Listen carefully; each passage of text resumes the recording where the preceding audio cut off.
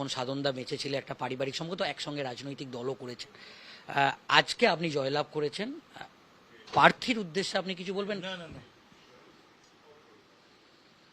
না না কি বলবো, কিছু বলবো না। কে প্রার্থীর বিরুদ্ধে কি বলতে যাবো আমি?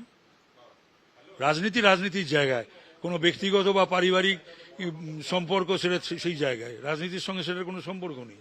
আমরা যেটা দেখলাম যে বেশ কিছু উল্লেখযোগ্য বিষয় আমরা দেখলাম, যেমন লক্ষ্মীর ভাণ্ডারের পাল্টা আপনারা ৩,০০০ টাকা, এবং একাধিক সেই সংকল্পপত্রে ছিল, এবং কেন্দ্রীয় স্বরাষ্ট্রমন্ত্রী এলেন, আপনাকে বলতে বলা হলো, আপনি বললেন, এবং আমরা যেটা দেখলাম যে এই দল আপনাকে একটা বড় সুযোগ দিল এবং আপনার এক্সপিরিয়েন্স অভিজ্ঞতাকে বিজেপি কাজে লাগালো, এবং একটা এইরকম একটা 2026-এর বিধানসভা একটা পার্টি, বিজেপি তো ব্যান্ড পার্টি নয় তৃণমূলের মতন। বিজেপি তো তোমার নাট্যদল নয়, এটা পলিটিক্যাল পার্টি, সারা বিশ্বে 1 নম্বর সদস্য সংখ্যা অনুযায়ী। যে সমস্ত কাছের লোকেদের, অযোগ্য অপদার্থদের, কাউন্সিলর হওয়ার যাদের ক্ষমতা নেই তাদের সমস্ত পদে বসানো, মন্ত্রিত্বে বসানো, এমপি করা, নায়ক নায়িকা, গায়ক গায়িকা, সে দল তো বিজেপি নয়। BJP is a party with a difference. আমরা দেখছি আপনার পাশে বসে যখন আমরা ইন্টারভিউ করছি, শয়ে শয়ে ফোন আসছে একেবারে সব স্তর থেকে। আপনি উত্তর কলকাতার ভূমিপুত্র বলাই যেতে পারে। মানিকতলার জন্য আপনার, আমরা যেটা দেখলাম যে শুধু মানিকতলা না, গোটা রাজ্যে যেভাবে মানুষ জনাদেশ দিল, আপনাদের তো দায়িত্ব অনেক বেড়ে গেল। সে দায়িত্ব পালন করতে হবে আমাদেরকে, সেই দায়িত্ব দলকে পালন করতে হবে, আমাদেরকে পালন করতে হবে। আমরা বাধ্য পালন করতে। খুব কঠিন, কারণ যে জায়গায় ছেড়ে গেল, আসলে একটা 50 বছরের একটা ব্যাপার আছে সিপিএম আর তৃণমূলে, তো তৃণমূলেই 15টা বছরে খোকলা করে দিয়ে গেছে ইন এভরি স্পিয়ার, সর্বত্র। মানে সেইখান থেকে টেনে তুলতে হবে, এটা খুব কঠিন কাজ, কিন্তু সেই কঠিন কাজ করতেই হবে। পশ্চিমবাংলাকে তার যে গৌরব, মহিমা, ঐতিহ্য সেখানে ফিরিয়ে নিয়ে যাওয়া খুব কঠিন কাজ, কিন্তু সেটা করতে হবে। লোকসভা নির্বাচনে আমরা দেখলাম, কিন্তু বিধানসভা নির্বাচনে শেষ হাসি তাপস রায় হাসলো, এবং আমরা দেখেছি যে আপনি যখন তৃণমূল কংগ্রেস ছেড়েছিলেন, সুদীপ বন্দ্যোপাধ্যায় বর্তমান সাংসদ, তার উদ্দেশ্যে কিছুটা হলো আপনার ক্ষোভ ছিল, কিন্তু আজকে দাঁড়িয়ে, আজকে এই মুহূর্তে আপনি যেখানে দাঁড়িয়ে আছেন, কি বলবেন? না, বলার কিছু নেই। বলার এটাই রয়েছে যে আমি 24-এর নির্বাচনেও জিতেছিলাম। মমতা ব্যানার্জি তো সেটা স্বীকার করেছেন। দুটো ব্যাপারে আমি বলে দেবো।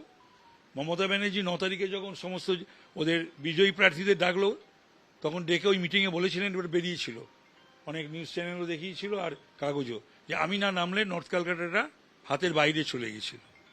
উনি নেমে কি করেছিলেন? উনি নেমে ইমামদের ফোন করেছিলেন। উনি নেমে কি করেছিলেন?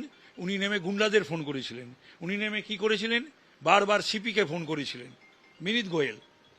উনি নেমে কি করেছিলেন? 4টে ডিসিকে ফোন করেছিলেন, 22টা ওসিকে ফোন করেছিলেন। তো এই ছিল ওনার কাজ, লুট করানোর জন্য, এবং লুট করে আমাকে হারানো হয়েছিল। হ্যাঁ, আর এখন উনি নিজে কত রকমের কথা, কত রকমের গান গাইছেন, কত রকমের কিছু বলছেন। এই গেল একটা দিক। আর একটা দিক, নর্থ ক্যালকাটায় আমি হেরেছিলাম 92,000 ভোটে। 4,47,000 ভোট কিন্তু এসআইআর বাদ গেছে। তাহলে 4,47,000 থেকে 92 বাদ দাও, তাহলে কত হয়? 3,39,000 ভোটে আমি জিতি। তাহলে লোকসভায় কি ছাপ্পা হয়েছিল বলে মনে? ছাপ্পা এমন কোন ইলেকশন হয়নি মমতার আমলে, বললাম তো এর আগে, এমন কোন ইলেকশন হয়নি মমতার আমলে যা ছাপ্পা হয়নি, যা লুট হয়নি, যা রক্তাক্ত হয়নি, যা লাশ পড়েনি। আমি যেখানে বসে আছি, যেদিনকে তৃণমূল কংগ্রেস আপনি ছাড়লেন, সেদিনকে আমি এখানেই ছিলাম। তৃণমূল কংগ্রেসের দুজন নেতা আপনার কাছে এসেছিল, তার নামটা আমি এখন উচ্চারণ করব না, কিন্তু কুণাল এসেছিল, তাদের বলে দিলাম হবে না, আমার সিদ্ধান্ত চেঞ্জ হয় না। আপনার সিদ্ধান্তটা কি সেদিন সঠিক ছিল? একদম সঠিক ছিল। আরো আগে আমার তৃণমূল ছেড়ে দেওয়া উচিত ছিল। আমি কেন এতদিন তৃণমূলে থাকলাম, তার জন্য আমি নিজেকে দোষারোপ করি এবং নিজেকে আমার খুব গালাগালও দিই আমি কখনো কখনো। একটা জিনিসও দেখেছিলাম, বরানগরের একজন কাউন্সিলর আপনার পা ধরে কান্নাকাটি করছিল। অনেকে কান্নাকাটি করেছিল, ছেড়ে দাও, সব তাৎক্ষণিক, ছেড়ে দাও। সেটা হচ্ছে ছিল সেটা একটা 13 বছরে একটা সম্পর্ক, রাজনীতির ঊর্ধ্বে সেসব ছিল, সেগুলো আর আমি সেগুলো নিয়ে আর আমি নাড়াচাড়া করতে চাই না। যে দলটা আপনি করতেন, আপনি নিজের এখন যে জায়গায় দাঁড়িয়ে আছেন, সেই দলটা পুরো তাসের ঘরের মতো প্রায় ভেঙে গেল, এবং যেভাবে জনাদেশ আপনারা পেলেন, এবং অবশ্যই ফাইল সেই চুরি করবে, জনাদেশ পাবে না। হিন্দু গন্ধা ধর্ম বলবে, ফাইল জনাদেশ পাবে না। আইন শৃঙ্খলা থাকবে না, গুন্ডা রাজ কায়েম হবে, জনাদেশ পাবে না। পুলিশি রাজ কায়েম হবে, জনাদেশ পাবে না। হরগোবিন্দ দাস চন্দন দাসদের খুন করে দেবে হিন্দু বলে, জনাদেশ পাবে না। অভয়ের বিচার হবে না, ধামাচাপা দিয়ে দেবে, কোটি কোটি টাকা খরচ করে উকিল দান করাবে, আর সেই উকিলদেরকে রাজ্যসভায় পাঠাবে, জনাদেশ পাবে না। জনাদেশ পাবে। মুখ্যমন্ত্রী মমতা বন্দ্যোপাধ্যায় অভিষেক বন্দ্যোপাধ্যায়ের বিরুদ্ধে কিছু মানে তাদের উদ্দেশ্যে কিছু বলবে না? এই পার্টিটাই, সরকারটার বোঝা ছিল মমতা ব্যানার্জি, আর এই পার্টির বোঝা অভিষেক ব্যানার্জি। আপনি কিছুক্ষণ আগে বলছিলেন যদি পিসি না থাকতো উনি কাউন্সিলর হতে পারতেন। আমি এখনো বলছি, আবারও বলছি, ওই যে বড় বড় লেকচার বলে ফুটানি 4 তারিখের পর কি করবো বলেছিল, অনেক কিছু বলে এসছে মানিকতলাতে গিয়েও, আমার কানে এসছে, অনেক কিছুও বলেছে 4 তারিখে পর এই করবে সেই করবে তাই করবে। যত বড় ছেলে নয় তত বড় কথা।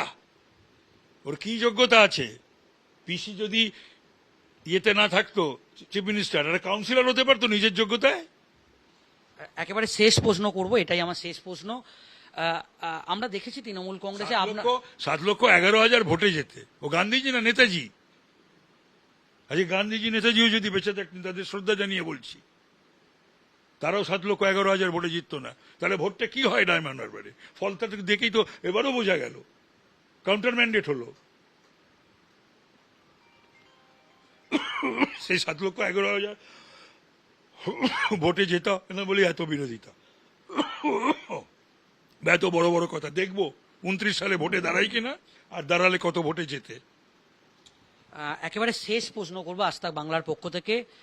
আমরা দেখেছি তৃণমূল কংগ্রেসে যখন আপনি ছিলেন, আপনার যে এক্সপিরিয়েন্স ছিল, যে অভিজ্ঞতা ছিল, দল আপনাকে, তৃণমূল কংগ্রেস আপনাকে কিন্তু সেইভাবে গুরুত্ব বা কোনো হেভিওয়েট ক্যাবিনেট মিনিস্টার করেনি তৃণমূল কংগ্রেস।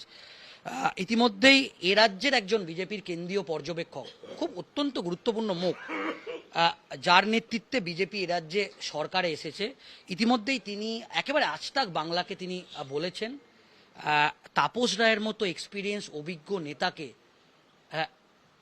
নতুন যে সরকার তৈরি হবে সেই সরকারে তাপস রায়কে অত্যন্ত গুরুত্ব দেয়া হবে, এবং একেবারে আমাদের কাছে সেই দলের কাছ থেকে যে গুরুত্ব আমি পেয়েছি আমি কৃতজ্ঞ। সারা জীবন যতদিন সক্রিয় থাকব ততদিন আমি বিজেপিকে আমি সার্ভিস দিতে বাধ্য, দেব। আর বাদবাকি আমি কিছু জানি না। যিনি বলেছেন তার প্রতি আমি শ্রদ্ধাশীল। দল যে সিদ্ধান্ত নেবে সেই সিদ্ধান্তে আমি চলবো। আমার ব্যক্তিগত কোনো ইচ্ছা অনিচ্ছা কোনো কিছু নেই।